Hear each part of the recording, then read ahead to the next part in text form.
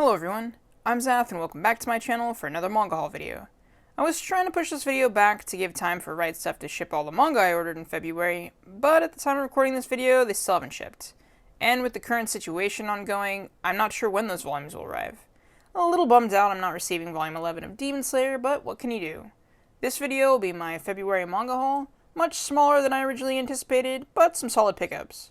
You can check out my previous month's manga haul in the link below. Now, without further ado, let's get to it. Starting us off this month, we have Siren 8, Volume 9, Volume 10, and Volume 11. Now, this series is really holding my interest, and I'm having a blast with it, pun intended. The story's being fleshed out, there's so much action, and I love this cover. It's so good. The fight scenes, particularly in Volume 11, I really enjoyed, probably because one of my favorite characters of the series gets to be badass in it. But definitely, I'm still enjoying the series. I am nearing its end, so I hope it ends strong, but I love it, so if you're wanting to check out a complete shonen series, definitely give Siren a try. In all the manga genres that are out there, a story about music really isn't in my top 10. While recording this video, I did a double take of my bookshelves, and the only other manga I think I own right now that has to deal with music is The Golden Sheep. So that is until I picked up this month's title of Given, Volume 1. Again, I am a sucker for covers, and Given's cover is very eye-catching. I love the black and white characters on a bright, colorful background. The story of Given starts us off introducing us to a main character who is a high school student that has lost his enthusiasm for most things in his life. At one time he really loved music and was passionate about it, but right now he just doesn't feel the drive to improve. That is until he meets another boy who owns a guitar and knows nothing about music but really wants to learn. I really loved the characters and their interactions in the first volume. I thought they were well done, or laid the groundwork and teased for what could possibly come in later volumes. The second protagonist is quiet, reserved, and sometimes he says some things that are very serious and dark and kind of gives the reader an insight of maybe some of the stuff that has happened to his past. One of my favorite characters, though, is the lead guitarist. I think his name is Haruki. His facial expressions are just hilarious. I mean, I actually laughed in one of the scenes in the middle of this, but I will definitely be picking up the next volume, which is releasing in May.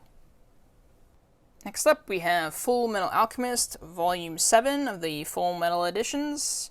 Again, can't say enough positive things about this series and this release. Add them to your collection if you can. They are absolutely worth it. I wish more series had hardbacks like this, because, you know, the 1.5 regular volumes into it is not too bulky, like those big clunky omnibuses or the 3-in-1s, but perfect, comfort for reading and such a great series, so definitely love the Full Metal editions. We'll be picking this up through its end. After that, we have Volume 13 of Takane and Hana.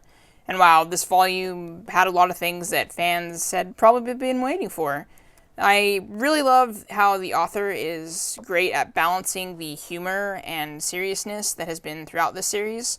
Because it does, at the end of the day, this is a story about an age difference, and that's a serious thing. But there's still balancing the hilarious humor and the serious undertones of what the core story means. But like I said, author handles it perfectly. I really enjoy this volume. Love the color and the colors of this volume. The series still remains one of my favorite ongoing shoujo series, hands down.